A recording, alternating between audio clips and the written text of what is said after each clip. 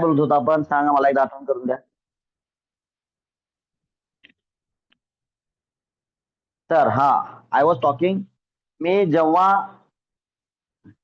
Lecture मध्ये जे काही लहान सहान गोष्टी बोलत असेल, त्या तुमच्या बुद्धिमत्तेप्रमाणे त्याला नोट करत चला.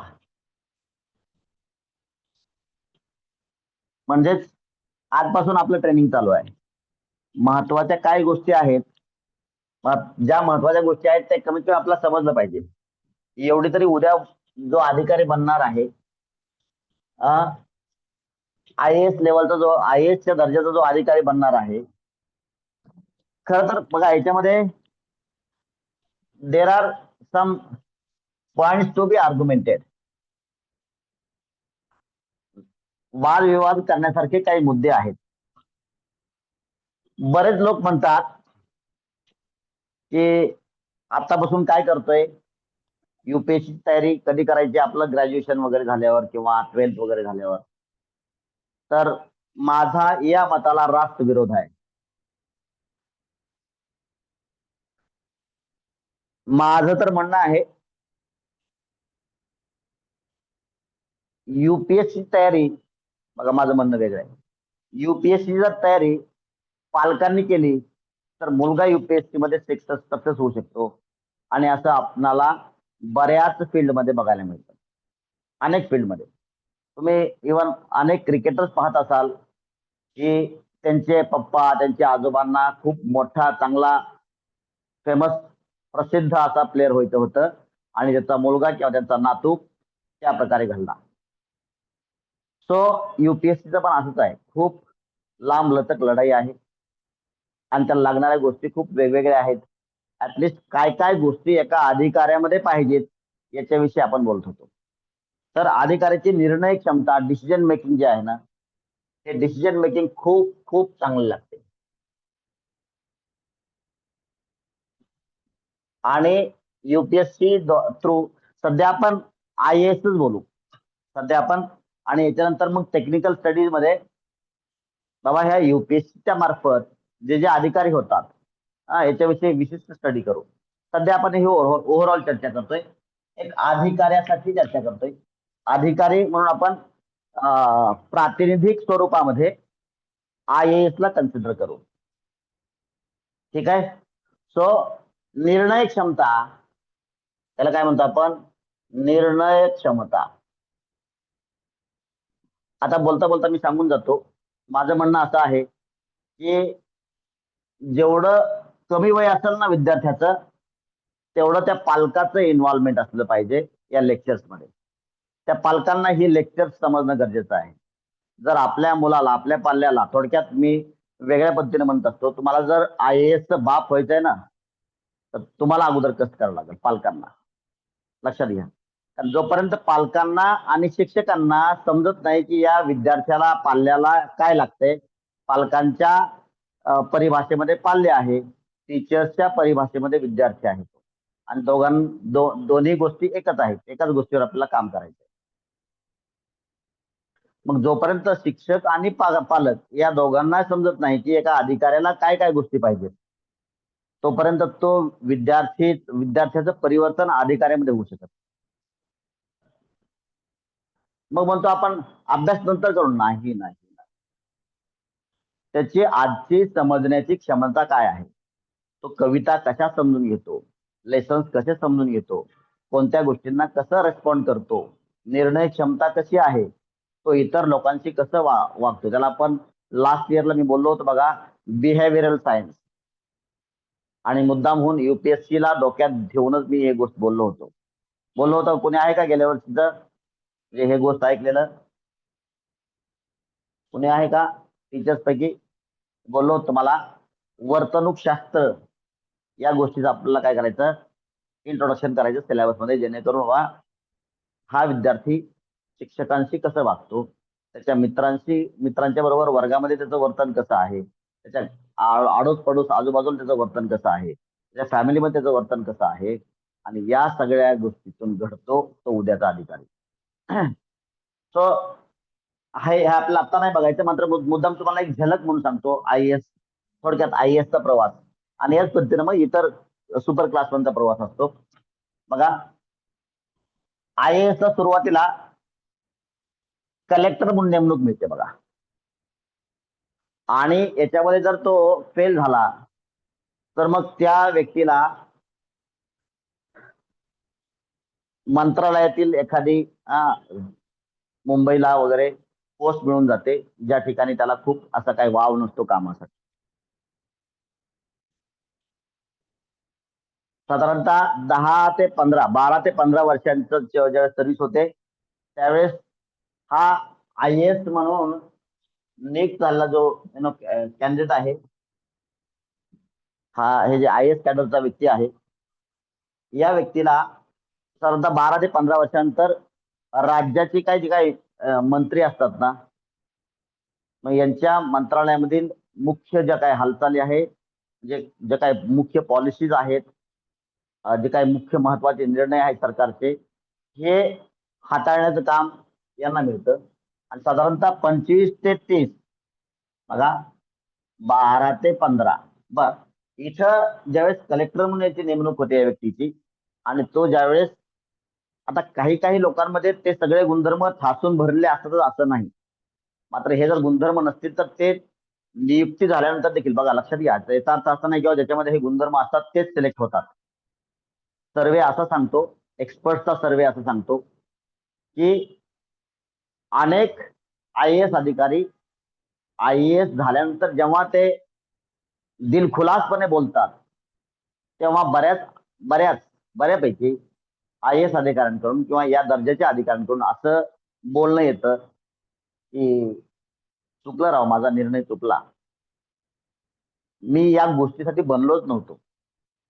याचा अर्थ IAS होऊन देखील तो समाधानीच असेल, ते यशस्वीच असेल असं अजिबात नसतं. कारण का, त्याच्यामध्ये या गुणधर्मांपैकी काही गुणधर्म कमी जास्त असतात.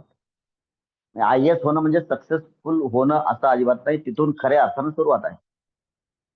बरोबर, समजून घ्या. आता बघा, बऱ्यापैकी काय विषय काय आहे की तुम्ही ग्रॅज्युएट पण नाहीये, तुम्ही 12th पण नाही झालेले आहात तुम्ही, सो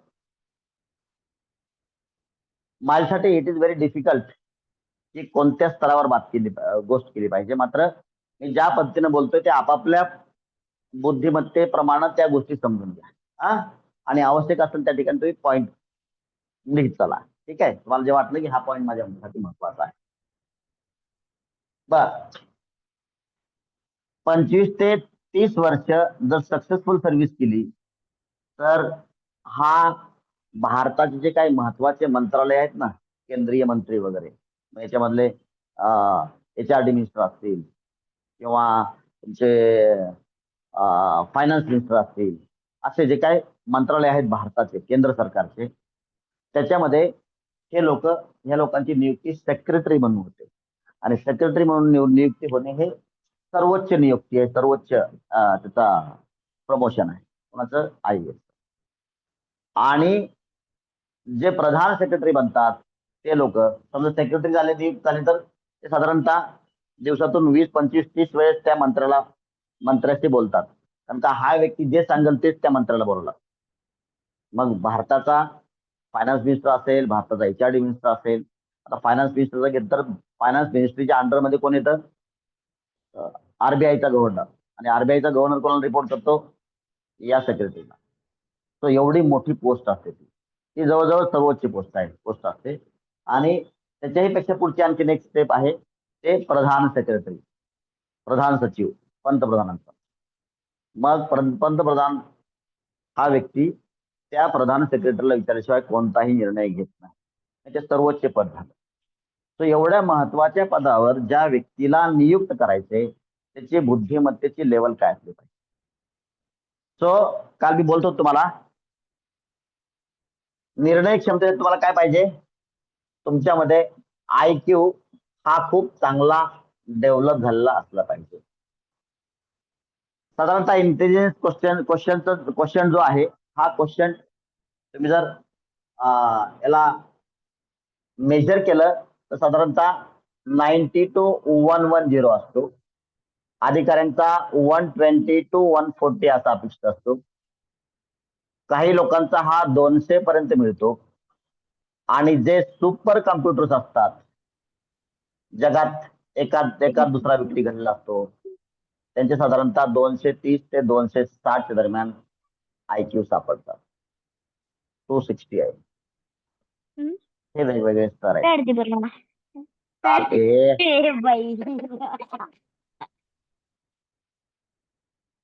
कोण रे आल्याबरोबर जर तुम्ही बघा इथं मी तुम्हाला कोणाला एक्सक्यूज करणार नाही. हा खूप वेगळा क्लास आहे. तुम्हाला साधारण अक्कल असली पाहिजे कारण हे अधिकारी बनण्यासाठी काय लागतंय त्याची आपण चर्चा इथं करतोय. तेव्हा माझा इथं या लेक्चर मधला चेहरा वेगळा दिसेल तुम्हाला आणि इतर लेक्चर मधला चेहरा वेगळा दिसेल. ठीक आहे. इथली माझी ऍक्शन वेगळी दिसेल, इथली माझी ऍक्टिव्हिटी वेगळी दिसेल कारण का वेगळ्या स्तरावर जाऊन पुढच्या स्तरावर आपण बोलतोय. तेव्हा मला हा लूज बघा हेच बुद्धिमत्ता आहे. आपण काय करतोय याचं भान असलं पाहिजे. लक्षात घ्या लहान लहान गोष्टी इथून अधिकारी बनतो. तो बोलतो कसा, वागतो कसा, रुसतो कसा, फुगतो कसा, लक्षात घ्या. पालकांनी या गोष्टीला लाईट घेऊ नका. नाही आमचं तर पोरगा नो नो नो नो तो अधिकारी होण्याच्या लायकीचा नाही होत. मग समजून घ्या अधिकाऱ्याला. आणि बघा आपण म्हणतो लोखंडाला आकार कधी द्यायचा जेव्हा ते गरम असेल तेव्हा. लहान लेकरांना शिकवायचं कधी जेव्हा ते लहान असतील तेव्हा. तेव्हा त्यांना आणि पालकांना जर काही गोष्टी समजल्या तर नक्कीच हा अर्थात मला हे 40-45 पण नाही पाहिजे लोक या लेक्चरला. नाही नाही नाही नाही ज्यांना अक्कलच नाही काही ते अधिकारी कसं बनतील हो. सामान्य बुद्धिमत्ता पाहिजे की नाही. तर मग माहिती होऊन मग त्याप्रमाणे स्वतःमध्ये बदल करून तो तसा घडू शकतो.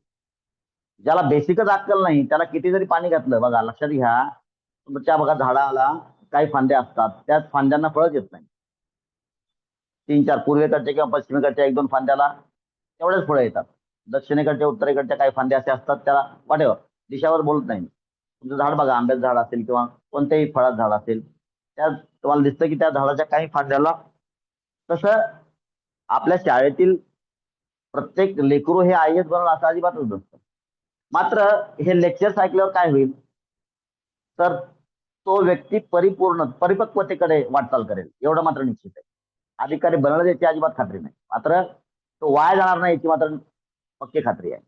ठीक आहे लक्षात घ्या काय बोललो ते. बर so IQ I was talking about this IQ.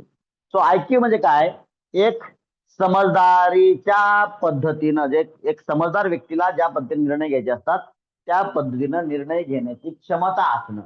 निर्णय क्षमता म्हणतो आपण याला. Rational decision making. रॅशनल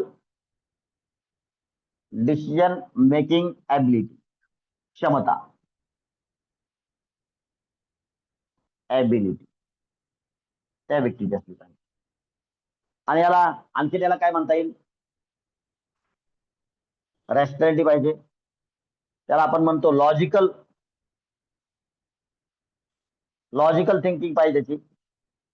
म्हणजे तर्क शुद्ध बोलणं असलं पाहिजे. काहीतरी उगाच बोलतोय बघा काही लोकांना बोलताना तुम्हाला खूप मजा येते. काही मुलं तुम्हाला खूप अरे काय भारी बोलतोय राव म्हणजे काय तर्कशुद्ध पद्धतीने बोलतोय. तर्कशुद्ध त्याचं बोलणं कसं असलं पाहिजे उगाच काहीतरी बोलतोय असं नाही. तर्कशुद्ध असलं पाहिजे. तर्कशुद्ध बोलणं असलं पाहिजे. मुद्दाम तुम्हाला एक बौद्धिक स्तर कुठं लिहिलं का आपण इथं IQचा आपल्या भाषेमध्ये अर्थ काय बौद्धिक स्तर बौद्धिक पातळी.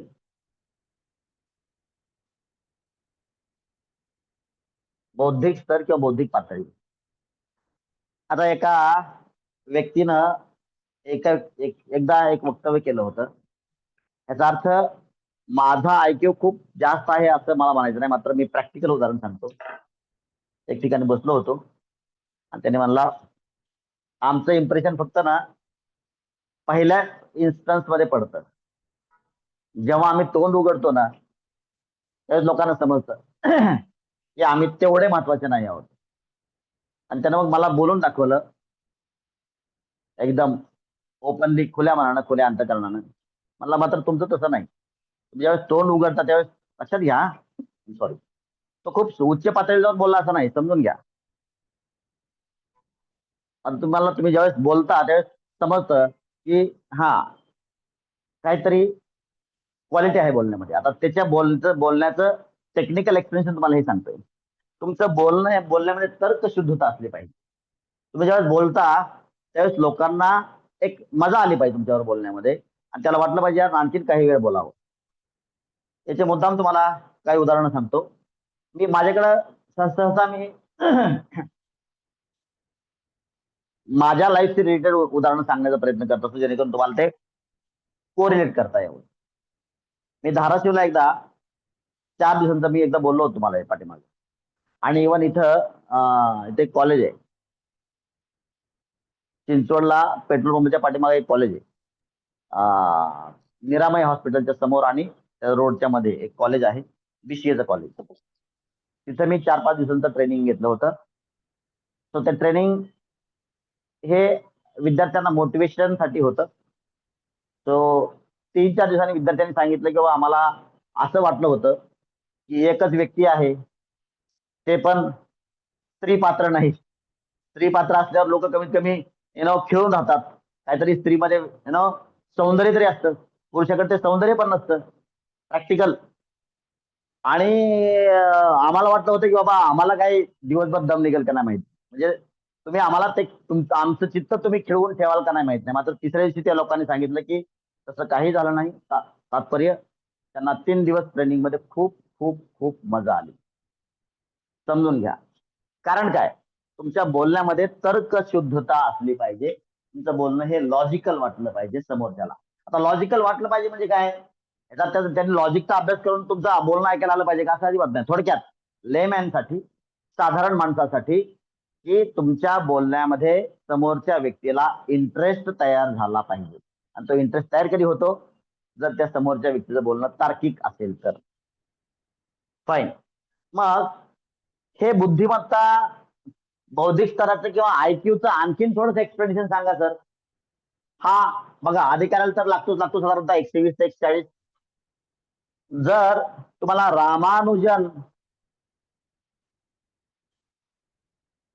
रामानुजनचे काही स्टोरी ऐकल्या असतील, नसल्या ऐकलं तर तुम्ही काय करत जा, युट्यूबला बघत जा. नेमकं रामानुजन कोण होते, बरोबर, मॅथमॅटिशियन, बरोबर, साऊथ इंडियाचे.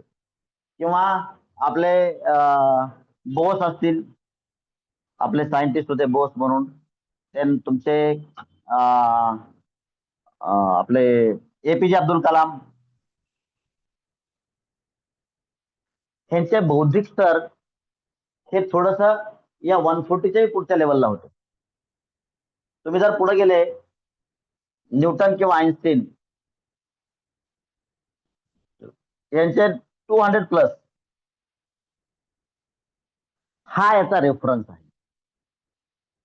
इव्हन तुम्ही धोनीचा IQ चेक केला, धोनीचा, तो देखील तुम्हाला 140 टू 140च्या आजूबाजूला सापडेल. त्यानं काय होतं, तुमची डिसिजन मेकिंग जी आहे ना ती प्रॉपर होते. आता लक्षात घ्या, आता व्हेरी बेसिक बेसिक स्तरावर पहिलं नियुक्ती आहे UPSCच्या माध्यमातून. वरती मी हेडिंग लिहितो, UPSC. माझं F अडचण, फाउंडेशन. आजचं लेक्चर किती आहे, लेक्चर दुसरं, लेक्चर नंबर 2. बघा, मी कोणत्याच लेक्चर मध्ये कधीही गडबड करणार नाही. आणि this is basic requirement in the journey towards making and IAS officer. आणि हे शिकायचं, यालाच आपण परसिस्टन्स म्हणतो, परसिवरन्स म्हणतो, यालाच आपण क्वालिटी सर्व्हिस असं म्हणतो. गडबड करायची नाही. 2 दिवसाचा जर्नी नाहीच आहे, हा खूप पुढचा जर्नी आहे. आणि भरभर भरभर भरभर मला फक्त काही इन्फॉर्मेशन सांगायचं नाहीये, ते तुम्हाला समजलं पाहिजे, ते ग्रास झालं पाहिजे. आणि अधिकाऱ्याला कसं घडायचं हे आता समजलं पाहिजे, कसा घडला पाहिजे आता समजलं पाहिजे, काय क्वालिटी असते ते आता समजलं पाहिजे. मग आपण जो काही सिलेबस अभ्यासतो ना, जे काही शिक्षक आपल्याशी संवाद करतात, जे काही आजूबाजूचे लोक आपल्याशी संवाद करतात, आपण ज्यांच्याशी संवाद करतो, तर आत्तापासून आपण कशा पद्धतीने, याचा अर्थ लाईफमध्ये खूप सिरियस व्हायचं असं देखील मी म्हणत नाही, मात्र काय बिहेवियर ठेवल्यानं आपल्यामध्ये ते गुण विकसित होऊ शकतील याची अक्कल जर आत्ताच कमी वयात जर प्राप्त झाली. कमी वय म्हणजे मी तर म्हणतो 12वीला जे आहे आणि जे 4थीला आहे, त्या लोकांनी दिस इज द राईट टाइम या लोकांसाठी माहिती होण्यासाठी किंवा काय काय गोष्टी गरजेच्या आहेत. Fourth, minimum criteria fourth. काही ठिकाणी थर्ड पण चालेल जर समजदार मुलं असतील तर. मात्र यांना आत्ताच या गोष्टी कानावर पडल्या. आता अर्थातच मी आज टाइम जर भेटला नाही, मुश्किल आहे. उद्या मी तुम्हाला सिलेबस डिस्कस करेल, सिलेबस. आता त्या सिलेबसच्या लक्षात घ्या, माझ्या बोलण्यामधून तुम्हाला वेगवेगळ्या गोष्टी काढून घ्यायच्या की हा सिलेबस तर हा आहे. बघा त्याच्यामध्ये फोर्थचा पण क्वेश्चन येऊ शकतो, त्यामध्ये फिफ्थचा पण क्वेश्चन येऊ शकतो. बरं हा क्वेश्चन आणि आन्सरचं सेशन नाहीच आहे. आपली बुद्धिमत्ता स्वतःला विकसित करायचंय आणि कुठल्या गोष्टीला आपण रिस्पॉन्ड कसं करतो. आता याच्यामध्ये काय काय गोष्टी येतील बघा, लक्षात घ्या.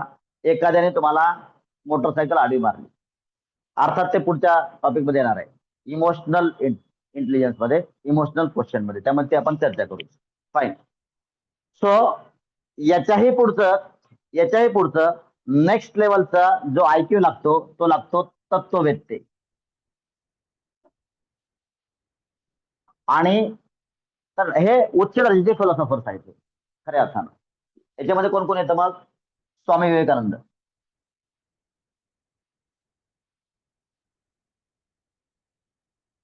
स्वामी विवेकानंद.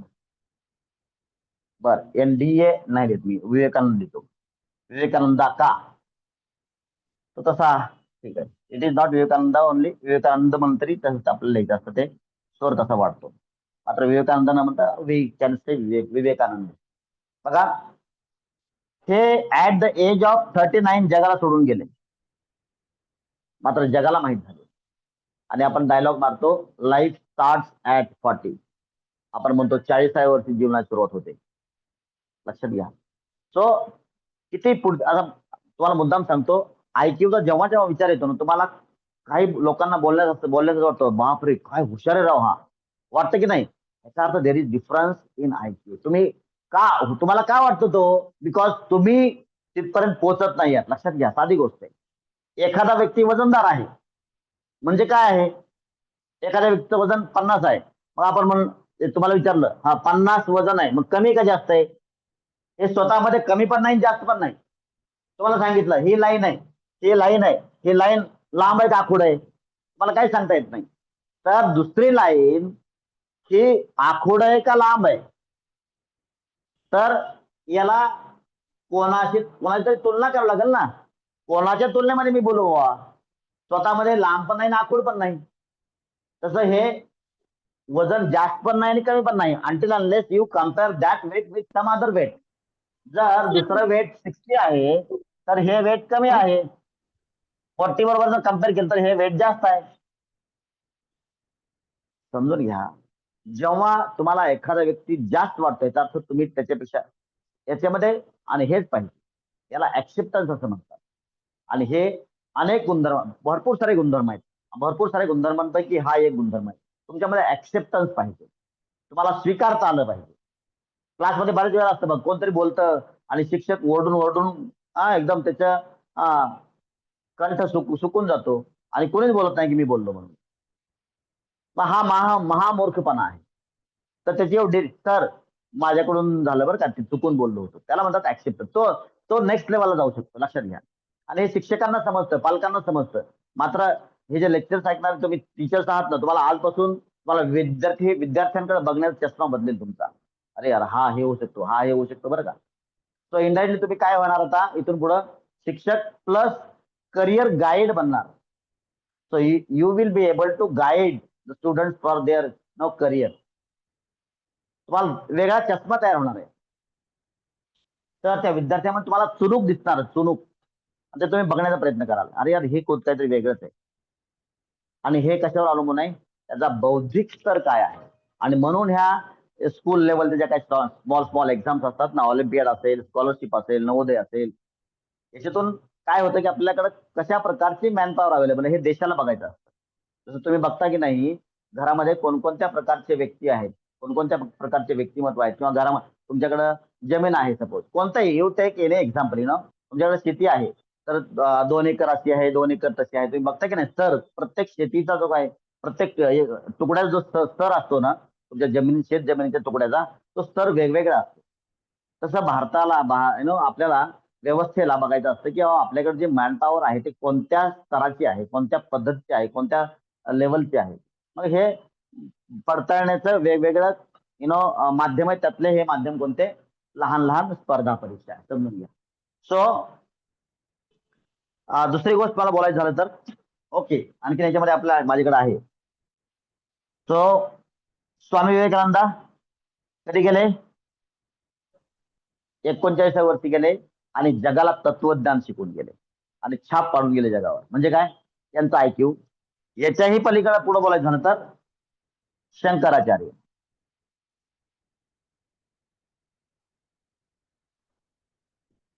यांचं बी एक विशिष्ट तत्वज्ञान आहे. अर्थात हिंदूचं तत्वज्ञान जे काय मांडलं हे शंकराचार्यांनी मांडलं आणि यांनी पण जग सोडलं ऍट द एज ऑफ 32. 32 वर्षापर्यंत अनेक लोकांना रुमाल कोणत्या कलरचा वापरायचा हे समजत नाही आणि गावंढळ भाषेमध्ये चेंबूड पुसता येत नाही. बरोबर? बरोबर आहे नाही? तर अशा वयामध्ये ह्यांनी जग सोडलं आणि 1500, 1600, 1700 वर्ष उलटून गेली आज. 1500, 1600 वर्ष तरीही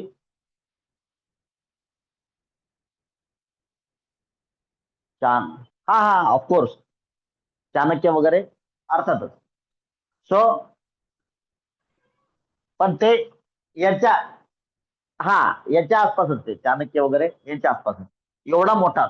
याच्यामध्ये तुमचे आपल्या इकडे बोलायचं झालं तर ज्ञानेश्वर माऊली आहेत, तुकाराम महाराज आहेत, हे यांच्याच कॅटेगरीमध्ये आहे. हा चाणक्य अर्थातच आहे. बरोबर? हा. सो यांच्याकडे काय आहे? निर्णय क्षमता म्हणजेच काय? Speed of thinking. Speed of thinking, विचार करण्याचा जो काही स्पीड आहे, सॉरी हा, speed of thinking is very high. आणि these are the basic requirement to become an officer. आणि तो पण असा अधिकारी जो भारताचे सर्व काही अफेअर्स बघणार आहे. ठीक आहे? म्हणजे सर्व काही सरकारच्या काही जे काही गोष्टी आहेत या सगळ्या गोष्टी हा हा अधिकारी, म्हणजे हे जे काही UPSCच्या मार्फत जे सिलेक्ट होतात, ज्यांची नियुक्ती IAS म्हणून सुरुवातीला होते आणि जे हळूहळू पुढे जातात प्रमोशन होऊन, हे सगळं आपल्या देशाचा कारभार पाहतात. फाईन. आणि अर्थातच एखादा मंत्री असेल, तुमचे पंतप्रधान असतील किंवा चीफ मिनिस्टर असतील, ते परत आणखीन सगळ्यांचीच अक्कल तेवढी चालते, सगळ्यांचंच तेवढं निर्णय क्षमता असते असं देखील नाही. त्यामध्ये परत आणखीन कॉम्पिटिशन आहे. जे त्यांना खूपच चाणाक्ष वाटतात, चलाक वाटतात, त्यांची नियुक्ती मग CM आणि PM करतात. लक्षात घ्या. आणि मग अर्थातच हे जे चाणाक्ष लोक आहेत, कोणत्या CM ला किंवा कोणत्या PM ला वाटणार नाही की माझ्याकडे शार्प माणूस असला पाहिजे? सगळ्यांनाच वाटणार, कारण देश चालवायचा आहे, राज्य चालवायचं आहे. म्हणून या लोकांमध्ये IQ हा प्राथमिक गुण असला पाहिजे. आणि हा आपला या ठिकाणी याच्यावरची चर्चा या ठिकाणी आपण थांबवतो. ठीक आहे? समजलं का? IQ बद्दल कोणाला काही छोटे मोठे क्वेश्चन्स आहेत का? पालक आणि शिक्षक क्वेश्चन विचारू शकतात. लहान मुलांनी आता समजून घ्या की IQ म्हणजे थोडक्यात निर्णय क्षमता. आता निर्णय क्षमता लक्षात घ्या. म्हणून आता इथं आज तुम्हाला महत्व समजेल की लँग्वेजच्या शिक्षकांचं महत्व काय आहे. आणि तुम्हाला आज कदाचित माहिती होईल, अच्छा, हे जे पॅसेज असतात ना, पॅसेज, हे पॅसेज हे खूपच खूप पॉवरफुल गोष्ट आहे तुमच्यातला IQ चेक करण्याची. तुम्हाला आकलन किती झालं, तुमच्यामध्ये अक्कल किती आहे हे तपासण्याचं सर्वोच्च माध्यम म्हणजे तुमचं पॅसेज आहे. पॅसेज किती समजलं का? अंदाजे तर आले का? किंवा पालक कोणतरी गायकवाड सर आहेत का? काही मुलांचं बघा एका पॅसेज मध्ये मार्क्स केलेत, ध्रुव आणि दुर्वा. आहे का गायकवाड सर? अर्थात गव्हाणे सर तर आहेत. समजलं तुम्हाला? Yes sir. कोण आहे? गायकवाड सर? गोरे सर. अच्छा, गोरे सर आहेत. ओके. तर तात्पर्य, अच्छा गोरे सर बी आहे. अच्छा, आले आज तुम्ही, काल नव्हती वाटतं. कोण आहे बाकी? कवाळे सर आहेत? टीचर्स पैकी कोण कोण आहे? Yes sir. आहे. आणि कोण आहे? राजमाने मॅडम? Yes sir. अरे वा, शेळवणे मॅडम आहे. समजून घ्या. आता तुम्हाला भाषेचं महत्व या ठिकाणी आज समजेल की जर तुमचा इंटेलिजन्स क्वेश्चन चांगला असेल, बौद्धिक स्तर व्यवस्थित असेल, तर तुम्हाला निर्णय घेता येतो की, आणि पुढे जाऊन तुम्हाला बहुतेक उद्या किंवा परवा सिलेबस मध्ये मी सांगेन, आणि सिलेबस मध्ये डीप मध्ये सांगेन तुम्हाला की विद्यार्थ्यांकडून सध्या तरी युपीएससी, आता पुढे जाऊन बदल होतील, मात्र खूप काही तफावत होणार नाही, की प्रत्येक मिनिटाला काय अपेक्षा आहे त्याच्याकडून, काय त्यांनी कसं रिॲक्ट करावं पेपरमध्ये, बरोबर काय त्याच्या अर्थात हे सगळे गुणधर्म वाढीस लागण्यासाठी ज्या सिलेबसची आवश्यकता असते, असाच सिलेबस हा रचलेला असतो, बनवलेला असतो, डिझाईन केलेला असतो, हे लक्षात घ्या. फाईन. आयक्यू वरती कोणाचं काय? बर, आयक्यू वरती काल मी बोललो त्याप्रमाणे बऱ्याच ठिकाणी, बऱ्याच लेखांमध्ये मला सापडलं, बऱ्याच एडिटोरियल्स मध्ये मला सापडलं की साधारणतः 50% आसपास हे हेरिडिटी कारणीभूत आहे, आणि 50% पर्यंत ऍट मोस्ट तुम्हाला आयक्यू डेव्हलप करता येतो. तर हे बेसिक आहे, आणि तुमची बौद्धिक क्षमता ही खूप चांगली असली पाहिजे, आणि बिकॉज ऑफ विच आपण हे शालेय स्तरावर वेगवेगळ्या कॉम्पिटिशन घेतो की बौद्धिक स्तर विद्यार्थ्यांचा आपल्या काय आहे, आणि हा वाढीस लागण्यासाठी आपण वेगवेगळ्या पद्धतीनं काय करतो, त्याची प्रॅक्टिस करून त्यांच्यामध्ये चेक करतो की बाबा हा खरंच यांची निर्णय क्षमता योग्य पद्धतीची आहे का नाही, त्याप्रमाणे त्यांना अवॉर्ड रिवॉर्ड देतो, जेणेकरून मग त्यांचा आणखीन पुढे विकास त्या ह्युमन रिसोर्स जे काय आपल्याकडे भारताकडे विद्यार्थ्याच्या रूपात आहे त्याचा विकास करता येतो, आणि त्यामुळं शिक्षण मंत्रालयाचं नाव ह्युमन रिसोर्स डेव्हलपमेंट मिनिस्ट्री असं ठेवण्यात आलेलं आहे. समजलं? कारण का खरा ह्युमन रिसोर्स कुठे आहे? शिक्षण व्यवस्थेमध्ये है ना. खरा ह्युमन रिसोर्स डेव्हलपमेंट कुठं करता येतं? शिक्षण व्यवस्थेच्या माध्यमातून. बर, so clear whether this point is clear up to certain level, certain extent. IQ मध्ये कोणाला काय डाऊट्स आहे थोडेफार छोटे मोठे? खूप काही मोठ्या प्रमाणात I may not be able to clear your doubt, पण काही स्तरापर्यंत मी प्रयत्न करेल. So this is all about your intelligence question. मधून इफ पॉसिबल तुम्हाला हे स्क्रीनशॉट घेत चला बरं का, फोटो घेत चला. डेट बरोबर आहे ना? 2 एप्रिल.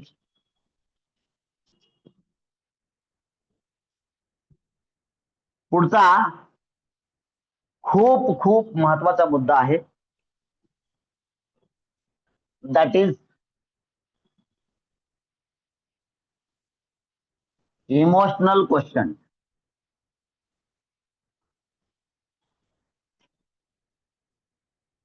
याला भावनिक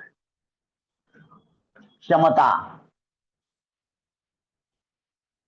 भावनिक स्तर किंवा भावनिक क्षमता किंवा आणखी काय म्हणता येईल, भावनिक पातळी. काय समजतं भावनिक पातळीमध्ये?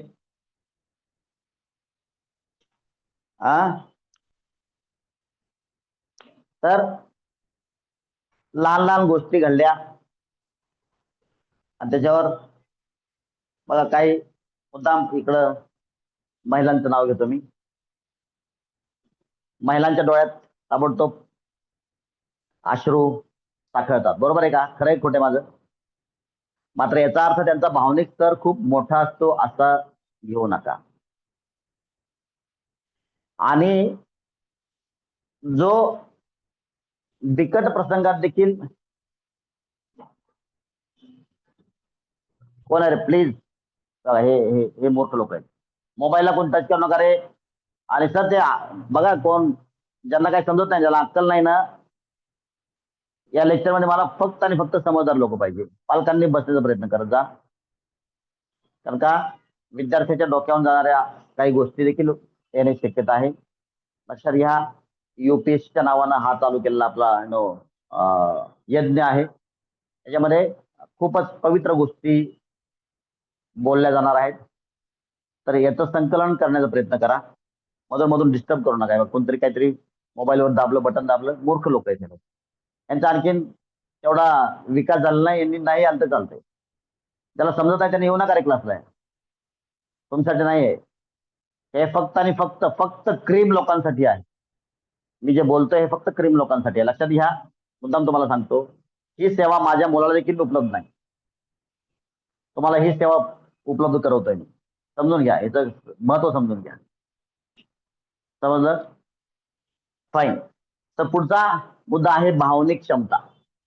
तर लहान लहान छोट्या छोट्या प्रसंगावर लगेच रडू कोसळणं किंवा काही ठिकाणी आवश्यकता भासून देखील रडायलाच नाही येणं, या दोन्ही गोष्टी मध्ये EQ खूप चांगला आहे. EQ ला दुसरं नाव आहे इमोशनल इंटेलिजन्स.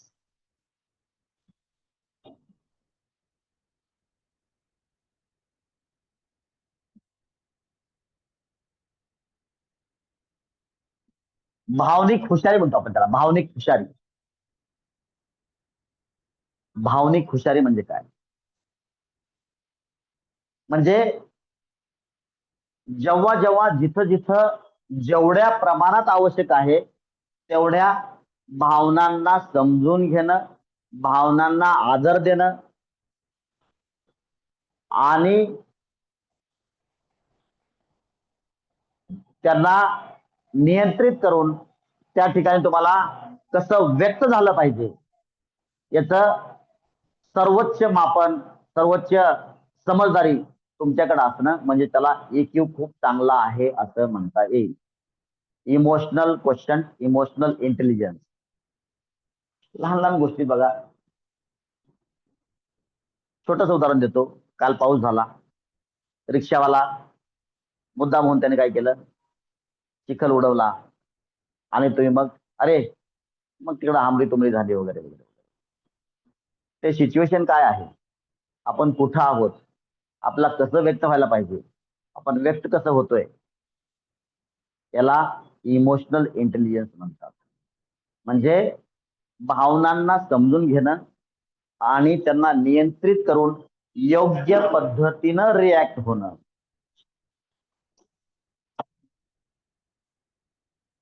हे जर असेल तर त्याच्यामध्ये EQ खूप चांगला आहे असं म्हणता येईल.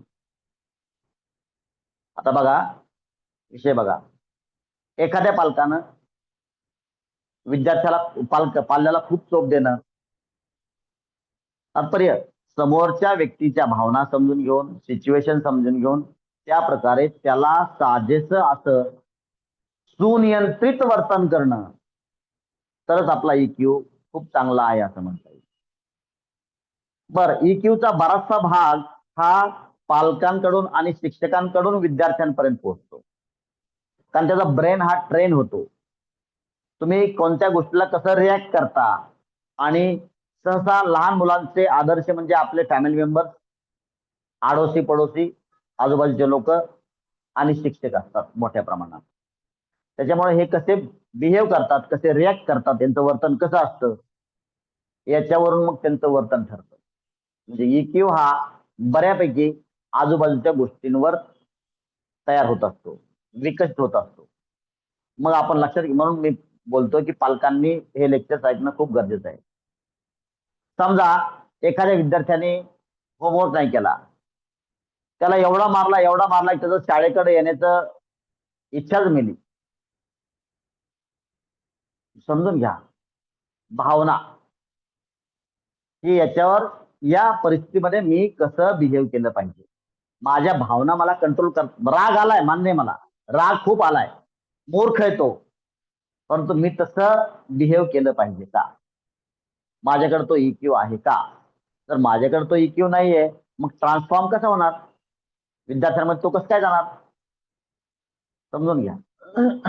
तर मी पाल्य म्हणून मी माझ्या मुलांना वेगळ्या प्रकारे ट्रीट केलं. मला मला माझ्या इमोशन्सवर कंट्रोल नाही, भावनांवर कंट्रोल नाही. खूप राग आला, मी त्याला काठीने झोडपलं, चालतं का. या गोष्टी लहान मोठे जे तंटे बखेडे होतात ना, मग शहरात असतील, गावात असतील, आडोस पडोसमध्ये असतील, फॅमिलीमध्ये असतील, ते कशामुळे असतात? कारण EQचा स्तर खूप EI म्हणा किंवा EQ म्हणा, हा स्तर खूप खालच्या दर्जाचा असतो. आता लक्षात घ्या, याचा अर्थ ही जी UPSCची जी काही चाळणीची परीक्षा आहे ना, बघा इथं जे काही रिजेक्शन मिळतं, याचा अर्थ ज्या लोकांमध्ये हे गुणधर्म कच्चून भरलेले आहेत अशाच लोकांना नियुक्ती मिळते. याचा अर्थ बघा, पुढे जाऊन पण बोलतो. मग तुम्ही म्हणाल की मग आता जर बघा, जर एका IAS अधिकाऱ्याचं दुसऱ्या IAS अधिकाऱ्याचं जर लग्न झालं तर यांच्यामध्ये भांडणं व्हायला नको, बरोबर नाही? कारण यांचा नक्कीच EQ हा वरच्या लेवलचा असेल. मात्र मी तुम्हाला आता बोलल्याप्रमाणे, थोड्या वेळापूर्वी बोलल्याप्रमाणे, सगळेच IAS हे खूप मोठ्या प्रमाणात यशस्वी होतात असं अजिबात नाही. कधी कधी कमी जास्त असतो. मात्र काय काय काय लागतं याच्याविषयी आपली चर्चा झालेली आहे. समजा एक व्यक्ती IAS आहे आणि दुसरा व्यक्ती, I am talking about married couple, non IAS आहे, IAS नाहीये, तरी पण या दोघांमध्ये भांडणं व्हायला नकोच. कारण याला अक्कल आहे कसं सिच्युएशन हँडल करायचं, मात्र बऱ्यापैकी याला अक्कल असते सिच्युएशन. लक्षात घ्या, हे कशाला लागतं, हे का लागतं? जर एखाद्या IAS अधिकारी, एखाद्या म्हणजे काय IAS अधिकारी जेव्हा DM डिस्ट्रिक्ट मॅजिस्ट्रेट म्हणून नियुक्ती होते, तेव्हा त्याला काय करायचं असतं? जिल्ह्यातील लोकांचा एव्हरेज भावनिक स्तर हा अभ्यासायचा असतो आणि त्यांच्याशी स्वतःला कनेक्ट करायचा आणि त्यांच्या कल्याणासाठी जे काही गोष्टी आहेत, निर्णय आहेत, ते घ्यायचे असतात.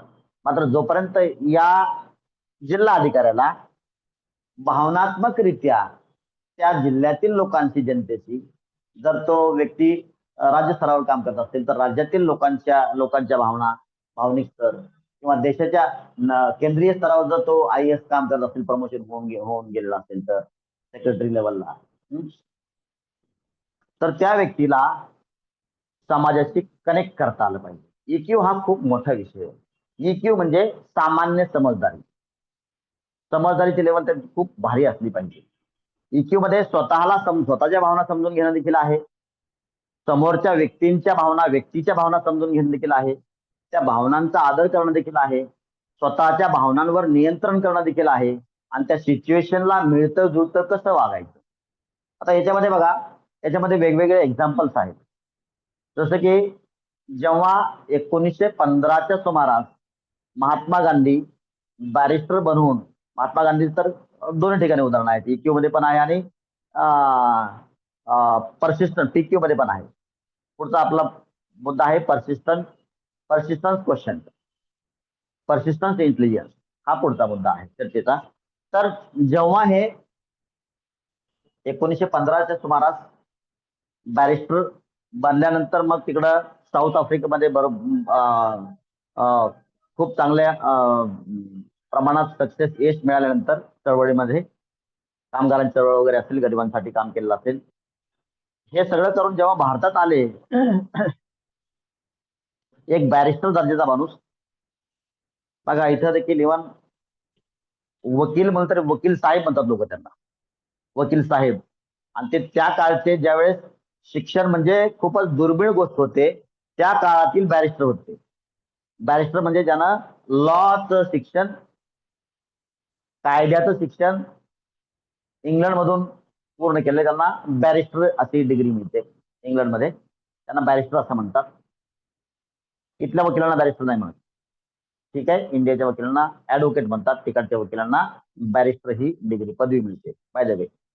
आता हा बॅरिस्टर दर्जाचा माणूस त्यावेळेसचा, तसा पाहिलं तर सुपर क्लास 1 दर्जाचा माणूस भारतात येतो आणि भारतात आल्यानंतर ठरवतो, मी फक्त आणि फक्त जीवनभर धोतीवर राहील.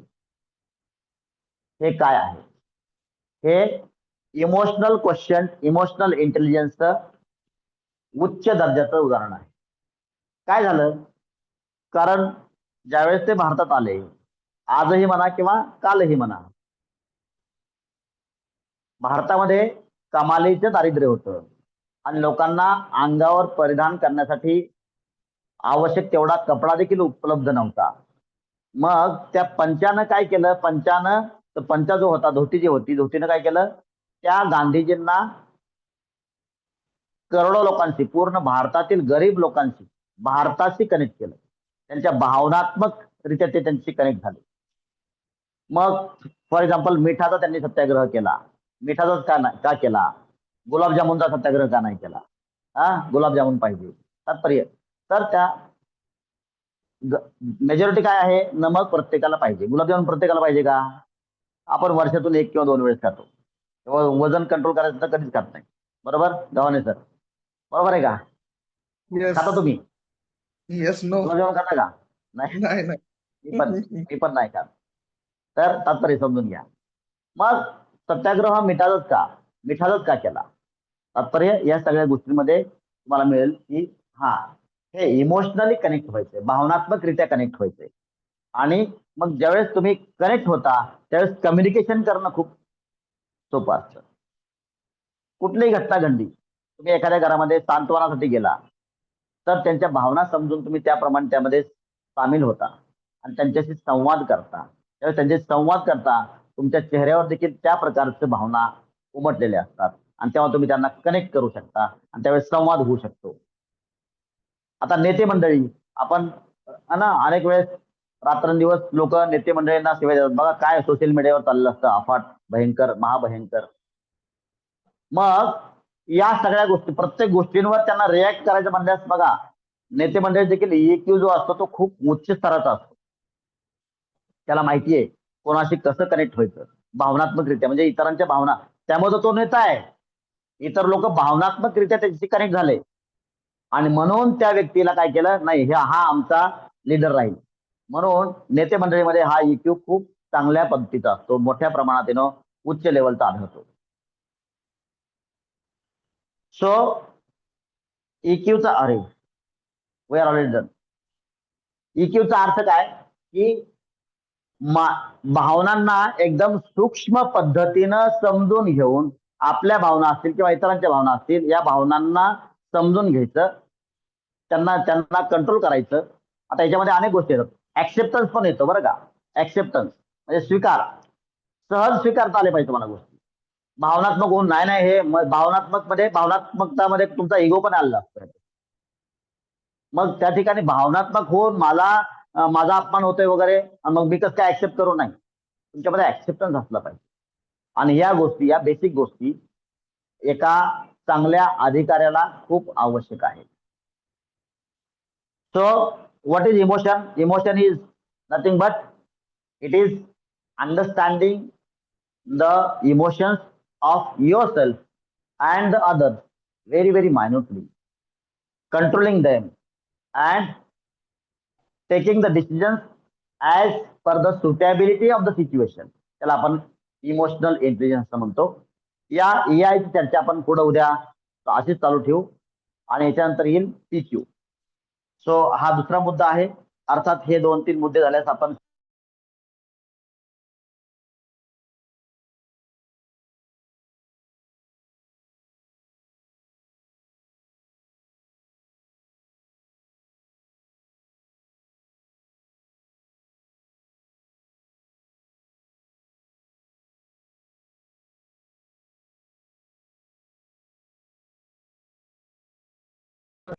त्यामध्ये कोणकोणते सब्जेक्ट तुम्हाला अभ्यासायचे आहेत, आता ज्या तुम्ही इयत्तेमध्ये आहेत त्या इयत्तेचा तो जो सिलेबस आहे तो तुम्हाला किती